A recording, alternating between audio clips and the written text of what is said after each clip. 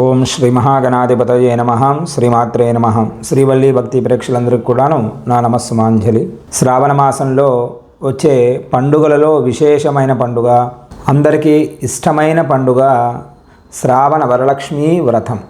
వరలక్ష్మీ వ్రతం వచ్చినదంటే ఆడవారు చాలా భక్తి శ్రద్ధలతో ఈ వ్రతాన్ని ఆచరిస్తారు మన హిందూ సాంప్రదాయం ప్రకారముగా. ఈ వ్రతము మనము ఎలా చేస్తూ ఉన్నాము, మనం ఇదే విధంగా చేయాలా అని ఆలోచిస్తే ఇదే విధముగా చేయాలి అని చెబుతూ ఉంది శాస్త్రం. ఎందుకంటే మిగతా ఉన్న వ్రతాలన్నీ కూడాను వ్రతము అని పిలుస్తాము, కానీ వరలక్ష్మీ వ్రతమును కల్పము అని కూడా అంటారు. మరి వ్రతమునకు కల్పమునకు తేడా ఏమిటో ఈ వీడియోలో తెలుసుకుందాం. ఇప్పుడు యథావిధిగా మనం వరలక్ష్మీ వ్రతం అనగానే కాస్త కలశము, అమ్మవారి ఆరాధన చేస్తాము, అమ్మవారి వ్రత కథను వింటాము, ధూపము దీపము నైవేద్యము పెట్టి అమ్మవారికి ఆరాధన చేసి అర్చన చేసి అమ్మా లక్ష్మీ అనుగ్రహం నాకు కలుగాలి అని చెప్పి నమస్కారం చేస్తాము. కానీ ఒక్కసారి మీరు వరలక్ష్మీ వ్రతమును విన్నారు అంటే మీకు అర్థమవుతుంది ఏమని. వరలక్ష్మీ వ్రతం ఎక్కడైతే మనము చేస్తున్నామో ఈశాన్య భాగమున అక్కడ గోమయముతో అలకాలి, మండలంలాగా అలికి అక్కడ ముగ్గులు పెట్టాలి, దాని మీద వస్త్రం వేసి అప్పుడు అమ్మవారి కలశమును ఉంచాలి. మరి గోమయం లేదు కదా అండి అని అనకండి, అవకాశం ఉన్నంత వరకు కూడాను ఖచ్చితంగా గోమయం తెచ్చి అలుగుతేనే అక్కడ దేవతలు ఇష్టపడతారు. ఎందుకంటే మన ఇంటిలోకి వచ్చాము, ఇంట్లో కూర్చోబెడితే సరిపోతుంది కదండి, ఏదో టేబుల్ వేసాము, ఏదో చిన్న చైర్ వేసాను, అలా సరిపోదండి. అమ్మవారు రావాలి అంటే కేవలం లక్ష్మీ అనుగ్రహంతో ఉండాలి మనం అనుకుంటే గోమయంతోనే అలకాలి. గోమయంతో అలికి అప్పుడు ముగ్గులు పెట్టండి, దాని మీద అమ్మవారి కలశార్చన చేయండి. కలశంలో కూడా చాలామంది పసుపు కుంకుమ గంధం అక్షితలు వేస్తూ ఉన్నారు. దానితో పాటు తులసీ దళము, బిల్వదళము, మామిడి ఆకులు ఉంటే రాగి ఆకులు, ఇంకా దొరుకుతాయంటే నేరేడు ఆకులు కూడా మంచిది. చాలా విశేషము, చాలా శ్రేష్టము. దీనిలో ఎన్ని పత్రాలు దొరికితే అన్ని పత్రాలు వేయండి. చాలామందికి దొరికే పత్రాలు ఏమిటి? తులసి దొరుకుతుంది, బిల్వవృక్షం దొరుకుతుంది, బిల్వదళాలు, మామిడి ఆకులు దొరుకుతాయి. కనీసం ఈ త్రిఫల వృక్షాల ఆకులైనా సరే దళాలు దానిలో పెట్టండి. ఆ దళాలు పెడితే లక్ష్మీ సంపూర్ణముగా అనుగ్రహం ఉంటుంది. అంతేకాకుండా దేవతా వృక్షాలు ఇవన్నీ కూడాను, ఆ దేవతా వృక్షాల వలన మన ఇంటిలో ఏదైనా నరఘోషలు కానీ లేదా గ్రహ దోషాలు కానీ అవన్నీ కూడా తొలగిపోతాయి. ఇప్పుడు వ్రత విధానం చెప్పుకున్నాం కదా, ఆవు పేడతో అలకాలి, గోమయంతో అలికి ముగ్గులు పెట్టి కలశార్చన చేయాలి అని చెప్పాము. ఒక్కసారి మీరు కథలోకి వెళితే మీకు అర్థమవుతుంది. ఇదంతా కథంతా కూడా ఎవరు చెప్పారయ్యా అంటే పరమేశ్వరుడు పార్వతీ అమ్మవారికి చెప్పాడు. అందుకే పార్వతీ అమ్మవారు కూడా ఈ వ్రతం చేసినది అంటే చాలా శక్తివంతమని చెప్పి మనమందరం కూడాను భక్తి శ్రద్ధలతో అమ్మ ఆరాధన చేస్తాము. ఈ చారుమతి ఎలా ఈ వ్రతం చేసింది?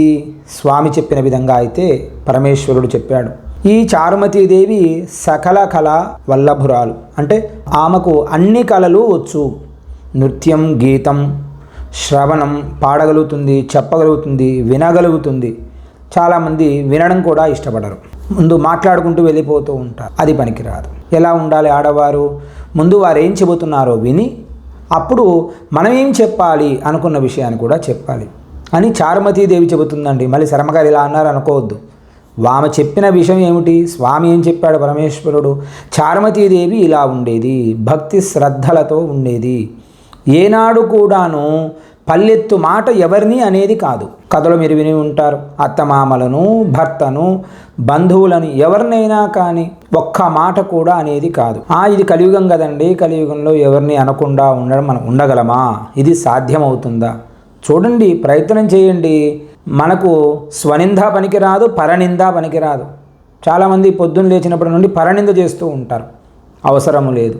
ఒకవేళ మాట్లాడాల్సిన అవసరం అయితే వేరే విషయం గురించి మాట్లాడండి. ఈ చారుమతి ఎలా మాట్లాడేది అంటే, ఒకవేళ ఏదైనా ఆడవారు వచ్చి మాట్లాడుతూ ఉంటే అప్పుడు పురాణోక్త ప్రకారంగా మాట్లాడేది. పరమేశ్వరుడు ఇలా వచ్చి ఉన్నాడు, ఆంజనేయ స్వామి వాడి గురించి, సుందరాకాండ గురించి, ఇలా భాగవతానికి సంబంధించిన ప్రతి పురాణాల గురించి మాట్లాడుతూ ఉండేది. కాబట్టి ఆడవారు అవకాశం ఉన్నంత వరకు కనీసం వరలక్ష్మీ వ్రతం రోజైనా సరే ఆమె స్మరణ చేస్తూ వ్రతం చేయండి. మహాలక్ష్మీ నమః, లేకపోతే ఓం శ్రీ గౌరియే నమః. ఎందుకంటే పార్వతీదేవి చెప్పిన వ్రతం కాబట్టి పరమేశ్వరి గురించి కానీ లేదా వరలక్ష్మి గురించి కానీ నామము చెబుతూ వ్రతము చేయండి.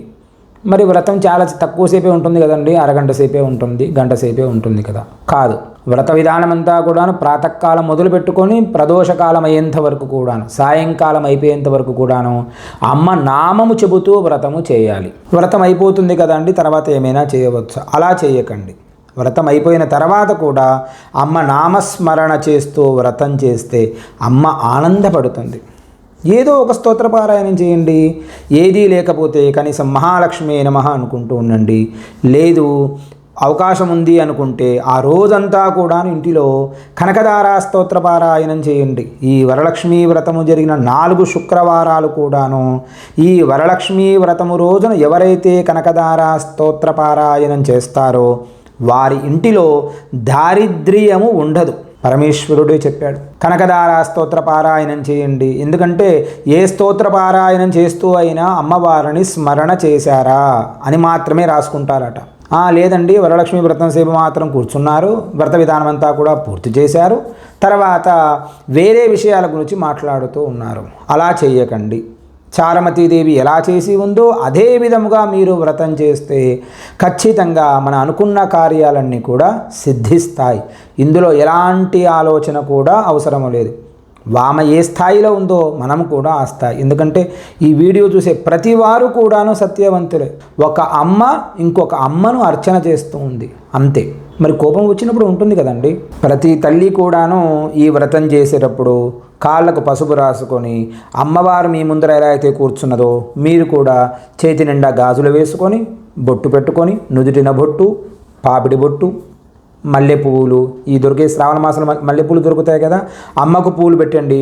మీరు అమ్మవారు ఎలా అయితే అర్చన చేస్తున్నారో మీరు కూడా అమ్మలాగా ఉండండి. అంటే అమ్మవారిలా మిమ్మల్ని చూస్తే నమశివాయ, అమ్మవారు ఎలా ఉందో మీరు కూడా అలాగే నమస్కారం చేయాలి. అంతా శుభ్రంగా తయారయ్యి అమ్మవారి ఆరాధన చేయండి. ఇక్కడ చాలామంది ప్రశ్న వేస్తూ ఉన్నారు, స్వామి ఈ తోరణం కడతాం కదా, తోరణం ఏమిటి? తోరణం అంటే ఏమిటి అంటే మనకు మిగతావన్నీ కూడా కట్టేటివి కంకణములు అంటారు లేదా రక్ష అంటారు.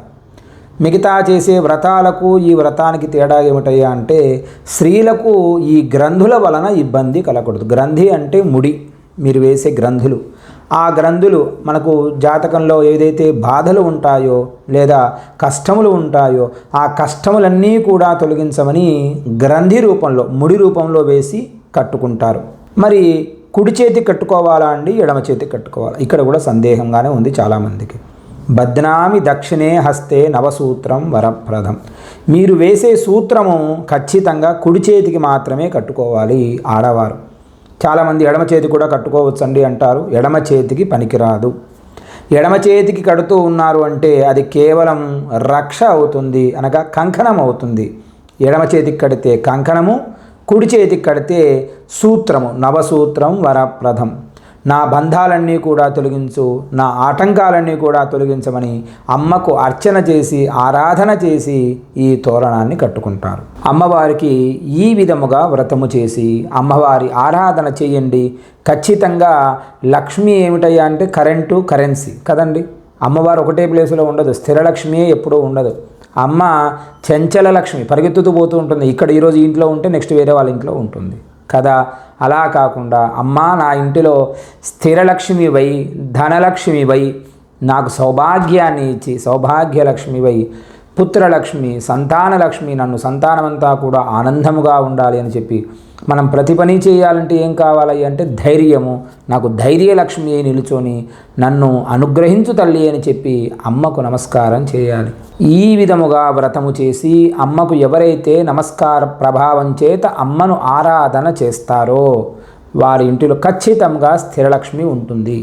ఎలాంటి సందేహం అక్కర్లేదండి. ఎందుకంటే దేవతలు ఇలా వస్తారయ్యా అంటే కేవలం మనం మాట్లాడే మాటల వలన వస్తారు అని పురాణాలు చెబుతూ ఉన్నాయి. మరి బాగానే మాట్లాడుతున్నాం కదండి అంటే కాదు. మనం మాట్లాడే మాట, మనం కూర్చునే ఆసనం కూడా ప్రమాణమే. ఎందుకంటే ఎవరైనా పెద్దవారు వచ్చారనుకోండి, ఏ కొంటి కూర్చునో అలాంటి వేసి కూర్చోబెట్టామనుకోండి, అతను ఇంటికి వెళ్ళిన తర్వాత చెప్తాడు, నేను కనీసం వెళ్ళినప్పుడు వాడు మంచి నాకు కుర్చీ కూడా వేయలేదు, మంచి సింహాసనం కూడా నాకు ఇవ్వలేదు వాడు అని చెప్పి కోపంగా ఉంటాడు కదా. కాబట్టి అమ్మవారు కూర్చునే ఆసనం కూడా విశేషమై ఉండాలి. అందుకోసమే గోమయం అని చెప్పాము. ఆవు పేడతో అలుకుతే ఎలాంటి దోషములు ఉండవు. మీరు ఎలాంటి ఆసనం వేసి కూర్చోబెట్టినా అమ్మవారు ఖచ్చితంగా అక్కడ కూర్చొని మనను అనుగ్రహిస్తుంది. ఈ విధముగా వరలక్ష్మీ వ్రతమును చేసి అందరూ కూడా తప్పకుండా లక్ష్మీ అనుగ్రహం అందరూ కూడా పొందాలని కోరుకుంటూ మీ శ్రీకాంత్ శర్మ. మంగళం మహత్. స్వస్తి.